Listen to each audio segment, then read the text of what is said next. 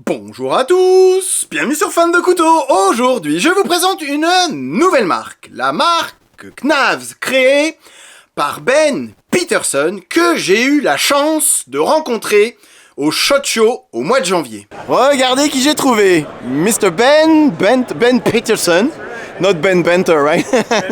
Ben Benter is fine. Donc celui qui est à l'origine du Benter, du Big Benter, du Baby Benter et qui a lancé sa marque Knavs. It's his new brand, voilà, ça c'est lui, et sa nouvelle marque de couteaux Knavs. C'est donc, après ses collaborations avec CVV et avec WeKnife, qui font de toute façon partie de la même maison, qu'il a décidé de créer sa propre marque, la marque Knavs, qui ne fait pas que du couteau. Alors, bien évidemment, le Lender se cache à l'intérieur, mais comme vous pouvez le voir, Knavs fait aussi des housses, des mallettes de transport. Cette idée, elle est juste géniale, fallait avoir l'idée. L'idée, on l'avait peut-être, mais fallait ensuite avoir le moyen de la développer et de la faire fabriquer, et c'est Ben qui a eu cette idée, et franchement, chapeau, parce que ça, c'est une housse de transport qui est juste géniale. Ils font aussi du petit outil pour démonter ses couteaux chez Knavs, donc il existe, voilà, pas mal de trucs. On voit que ça a été pensé. Comme le Lender, qui révolutionne pas forcément le monde du couteau, mais c'est un couteau qui a été pensé par un véritable passionné de le couteau. Ben, il a aussi longtemps travaillé chez Blade HQ, c'est quelqu'un qui connaît le sujet. C'est pas, voilà, il s'est pas lancé du jour au lendemain dans la fabrication, enfin dans le design de couteaux, ou dans le design de housses de transport. C'est quelque chose qu'il a dû mûrir depuis longtemps, et qui remplit finalement un besoin, puisque vous êtes nombreux, oui, nombreux, quand même, à me poser la question, qu'est-ce que tu utilises en week-end quand tu pars pour ranger tes couteaux? Et ben finalement, depuis que j'ai cette housse Knavs, je n'utilise plus que ça. C'est vrai qu'avant, j'ai enroulé mes couteaux dans des microfibres pour pas qu'ils s'entrechoquent, pour pas qu'ils s'abîment, c'était toujours un peu laborieux. Ici, avec cette housse façon trousse de toilette, vous voyez, qui se déplie, que vous pouvez même accrocher ici, vous voyez, vous avez deux œillets, donc après vous mettez deux crochets dans un mur ou dans une armoire, et comme ça, votre housse est accrochée et vous avez tous les couteaux qui pendent et à disposition. Alors, vous avez vu, vous avez à l'emplacement, il y a 17, 18 emplacements pour ranger ces couteaux. Vous avez également ici des petits élastiques, c'est un peu de multitool, un peu de lampe torche, un petit stylo, un petit labello. Enfin voilà, c'est vraiment... Je trouve l'idée géniale. Vos couteaux sont en sécurité, vos couteaux ne vont pas s'entrechoquer, vous voyez, puisque sur chaque rabat, bah, ça protège le couteau, ça protège le clip poche. Vous avez ici les deux petits crochets, vous avez une petite poignée de transport sur le dessus.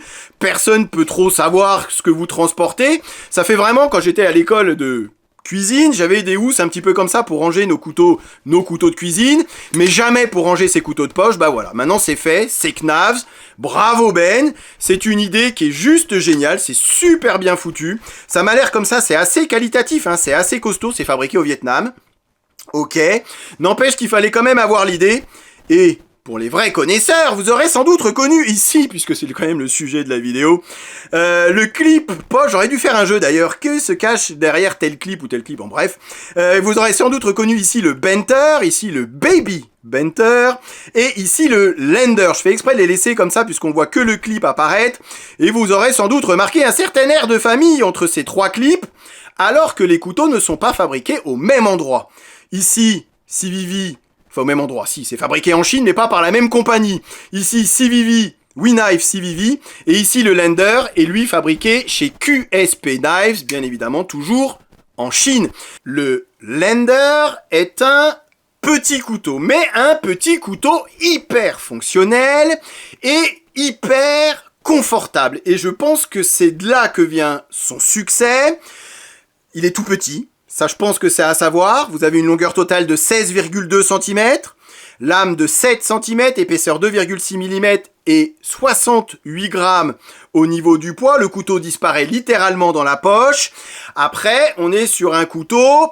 Alors, si vous avez des grosses paluches, vous allez forcément avoir le petit doigt à l'arrière qui n'aura pas de place sur le manche. Moi, avec ma taille de main moyenne, en me rapprochant légèrement de la lame et du tranchant, et vous aurez remarqué que pour une fois, nous n'avons pas de finger choil, hein, ça a quand même le mérite d'être précisé, comme sur le Benter, hein, d'ailleurs, on pourra faire avec, mais c'est vrai que lors de coupes un peu appuyées, lorsque je me fais le petit tuyau d'arrosage, c'est vrai que j'ai le petit doigt à l'arrière qui a une fâcheuse tendance à vouloir foutre le camp. Maintenant, j'insiste, on est sur un couteau qui est hyper confortable, puisqu'ici dans cette V2, appelons-la comme ça, les plaquettes en micarta ont été contournées, ont été arrondies, tout n'est que rondeur sur ces plaquettes, et c'est ce qui participe grandement au confort de manche, même si, encore une fois, vous voyez, j'ai le petit doigt à l'arrière, 3 doigts et demi, si vous avez des grosses paluches, on sera que sur un 3 doigts. Alors pourquoi j'ai dit V2? C'est qu'il existait, il existe toujours d'ailleurs, une première version, on va dire ça comme ça, avec des plaquettes G10 et de l'acier D2. Sauf que Ben a écouté ses clients, et c'est vrai que le D2, alors même si j'ai tendance un peu à critiquer le D2, et vous avez été nombreux d'ailleurs dans ma vidéo que j'ai faite sur Iconic, vous savez, qui utilise que du D2, à me dire mais pourquoi le D2 est pas si mauvais? Alors c'est vrai qu'aujourd'hui, finalement le D2 a mauvaise presse, sur un petit couteau de poche, et c'est ce que je vous ai répondu en commentaire, sur un petit couteau de poche, le D2 ça ne me dérange pas beaucoup.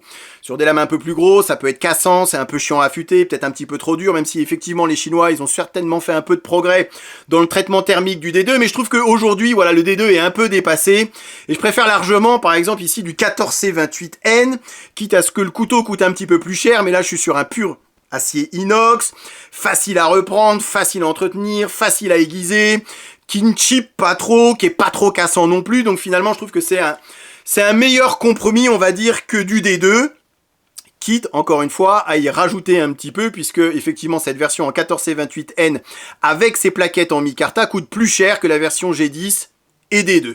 Ce que j'aime donc beaucoup sur ce couteau, c'est ce manche, vous l'aurez compris, tout en rondeur, cette forme de lame qui, même si designement parlant, c'est pas le couteau que je trouve le plus beau, mais qui finalement est hyper pratique à utiliser. J'aime lorsque, vous voyez, le tranchant se retrouve légèrement sous le manche. Vous voyez, j'ai le tranchant ici, et j'ai le manche qui est légèrement relevé, et du coup, c'est vrai que pour tout ce qui va être préparation nourriture, ce que je fais quand même beaucoup, alors avec mes couteaux de poche, mais aussi beaucoup avec mes couteaux de cuisine, c'est hyper pratique lorsque vous vous amusez à couper sur une planche à découper. Pour couper du saucisson, ce couteau, il fait des merveilles. On est sur un tranchant qui est relativement fin, mais pas les plus fins que j'ai pu voir ces derniers temps. Je trouve que c'est un bon compromis entre, voilà, tranchant fin, mais un tranchant quand même assez costaud pour pouvoir vous couper du bois, pour pouvoir couper du carton sans trop de problèmes. Maintenant, c'est clair que si vous voulez vous attaquer je sais pas, à de la copa ou à de la grosse mortadelle, c'est peut-être pas forcément le couteau qu'il vous faut. Après, rien de mieux qu'une trancheuse pour ce genre d'aliments, mais vous voyez ce que je veux dire. Encore une fois, à chaque couteau, une utilisation. Ici, ce couteau, c'est un petit couteau de poche, hyper bien pensé, manche hyper ergonomique, tout en rondeur, tout arrondi, hyper confortable. Donc, pas de finger choll, et vous aurez remarqué également que les quillons sont admirablement bien placés. Alors, pour l'ouverture, très bien placé, ça fonctionne très bien. Mais une fois le couteau ouvert, vous voyez, on a l'impression qu'ils ont essayé de les reculer au maximum sur la lame pour pas qu'ils gênent lorsqu'on va couper, pareil, encore une fois, des aliments ou couper du carton et qui vont rentrer en contact ici. Donc, c'est ce qui me fait dire, voilà, que c'est vraiment un couteau qui a été créé, alors créé par Ben, un passionné, qui a travaillé chez Blade HQ, qui est fan de couteaux, j'imagine, depuis toujours. Mais c'est un couteau qui a été pensé, qui a été, voilà, il y a eu cette volonté derrière de pas simplement fabriquer un couteau en se disant de toute façon avec mon nom ça va se vendre. Non, d'en faire un petit objet fonctionnel. Et si vous recherchez, c'est vrai, un petit couteau, puisque le couteau est petit, c'est un super couteau, petit liner lock. C'est clair que c'est pas un couteau de bourrin, mais si vous cherchez, voilà, le petit couteau qui disparaît dans la poche, vous voyez, comparé à un Elementum 2 par exemple, c'est un poil plus petit, c'est un poil plus léger, c'est un petit peu plus fin, un petit peu plus facilement transportable. Un côté inoffensif finalement sur ce couteau, c'est le couteau qui ne va pas faire peur à votre voisin. Si vous le sortez en public, c'est tout rond, c'est tout mimi, c'est le style un peu Ben Peterson, j'ai envie de vous dire. Ce garçon est charmant, on a envie de dire que c'est presque le gendre idéal, il est tout le temps souriant. On a l'impression qu'il est tout le temps de bonne humeur, voilà, et ben son couteau, ça reflète exactement ça. C'est un couteau qui fout la banane quand on l'utilise. Clip poche qui ressemble, comme je vous ai dit, comme 2 gouttes d'eau au clip de CVV. Ici, pareil, vous voyez, le retour avait été fondu dans la plaquette. Ici, le retour est fondu dans la plaquette micarta. Donc, c'est peut-être un petit détail pour vous, mais pour moi, ça veut dire beaucoup. Ça veut dire que le couteau, bah voilà, ils ont fait l'effort d'aller creuser la plaquette micarta. Deep carry, port hyper profond. Et de l'autre côté, au lieu d'avoir ici un trou, puisque lorsque vous changez le clip de sens, bah forcément, de l'autre côté, bah il y a un trou. Il y a l'emplacement du clip qui apparaît. Ici, vous voyez, vous avez une petite plaque qui a été posé afin de pas avoir ce trou, alors pas horrible, qui ne gêne pas forcément à l'utilisation du couteau, mais encore une fois, un petit souci, un petit détail qui me fait dire, et je le dirai encore une fois, pour la dernière fois, que ce couteau a été véritablement pensé, voilà, pensé par quelqu'un qui sait ce que c'est qu'un couteau. Une autre idée que je trouve intéressante en tout cas, et que Ben a développé sur ce Lender, c'est que vous avez la possibilité, en complément bien évidemment, d'acheter des jeux de plaquettes. En général, si vous vous amusez à démonter votre couteau, ça anéantit la garantie constructeur. Là, bien au contraire, Ben vous incite à démonter votre couteau pour le nettoyer. Et grâce à ces deux petites vis, sans démonter son couteau obligatoirement, vous enlevez ces deux petites vis et vous avez la possibilité de changer de couleur de plaquette. Alors, les plaquettes sont en vente séparément. Chaque jeu de plaquettes coûte 24 €, mais ça permet néanmoins, en gardant le même couteau, de changer la couleur des plaquettes en fonction, je sais pas moi, de la paire de chaussettes ou du caleçon que vous portez, et de la couleur de caleçon que vous portez. Mais je trouve que c'est une idée sympa, en tout cas. Ça permet un peu de changer l'image du couteau sans forcément avoir besoin de changer de couteau. Donc c'est encore une fois le fait de personnaliser son couteau. Je trouve que c'est très intéressant et peut-être que d'autres marques devrait s'en inspirer, même si bien évidemment il existe par exemple chez Benchmade du Flightanium qui vous permet de changer des plaquettes, mais là c'est vraiment fait en interne et ce couteau a vraiment été conçu comme ça et pour ça.